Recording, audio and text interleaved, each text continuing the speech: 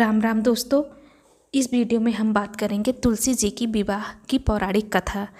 एक बार शिव जी ने अपने तेज को समुद्र में फेंक दिया था।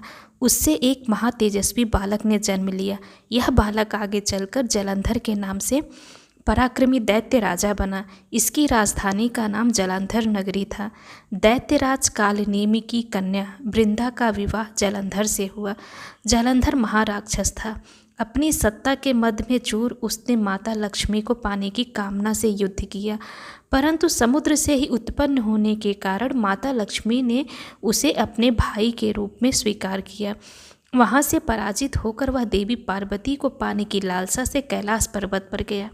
भगवान देवाधिदेव शिव का ही रूप धरकर माता पार्वती के समीप गया, परंतु माँ ने अपने योग बल से उसे तुरंत पहचान लिया तथा वहाँ से अंतर्ध्यान हो गई। देवी पार्वती ने क्रोध में आकर सारा वृत्तांत भगवान विष्णु को सुनाया। जलंधर की पत्नी वृंदा अत्यंत पतिव्रता स्त्री थी। उसी के पतिव्रत धर्म की शक्ति से जलंधर ना तो मारा जाता था और ना ही पराजित होता था। इसीलिए जलंधर का नाश करने के लिए वृंदा के पतिव्रत धर्म को भंग करना बहुत आवश्यक था। इसी कारण भगवान विष्णु ऋषि का वेश धारण कर वन में जा पहुँचे, जहाँ वृंदा अकेले भ्रमण कर रही थी। भगवान के साथ दो मायावी राक्षस भी थे, जिन्हें देखकर वृंदा भयभीत हो गई। ऋषि ने वृंदा के सामने पल में दोनों को भस्म कर दिया। उनकी शक्ति देखकर वृंदा ने कैलाश पर्वत पर महादेव के साथ युद्ध कर रहे अपने पति जलंधर के बारे में पूछा। ऋषि ने अपने माया जाल से दो वानर प्रकट किए। एक वानर के हाथ में जलंधर का सिर तथा दूसरे के हाथ में धड़। अपने पति की यह दशा देखकर वृंदा मूर्छित होकर गिर पड़ी। होश में आने पर उन्होंने ऋषि रूपी भगवान से विनती की वह उसके पति को जीवित करें। भगवान ने अपनी माया से पुनः जलंधर का सिर धड़ से जोड़ दिया, परंतु स्वयं भी वह उसी शरीर में प्रवेश कर गए। वृंदा को इस छल का तनिक भी आभास न हुआ। जलंधर बने भगवान के साथ वृंदा पतिव्रता का व्यवहार करने लगी, जिससे उसका सतीत्व भंग हो गया। ऐसा होते ही वृंदा का पति जलंधर युद्ध में हार गया।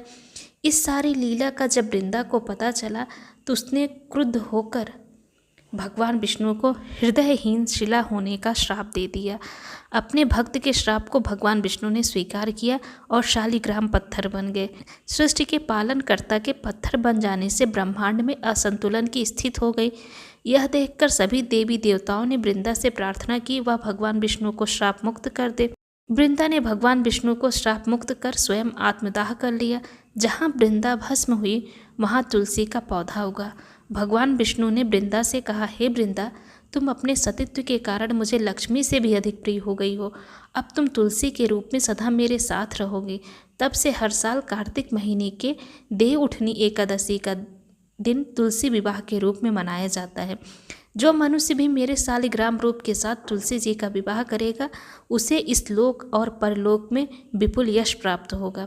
उसी दैत्य जलंधर की यह भूमि जलंधर नाम से विख्यात है। सती वृंदा का मंदिर मोहल्ला कोट किशनचंद में स्थित है।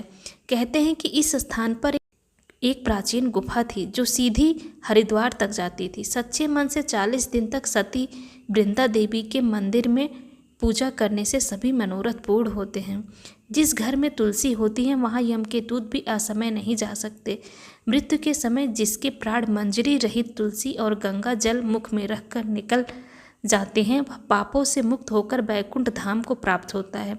जो मनुष्य तुलसी व आंवलों की छाया में अपने पितरों का श्राद्ध करता है उसके पितृ मोक्ष को प्राप्त हो जाते हैं। तो उम्मीद करते हैं दोस्तों आपको ये कथा अच्छी लगी होगी। तो आप सभी को तुलसी विवाह की हार्दिक शुभकामनाएं। जय जय श्री राम।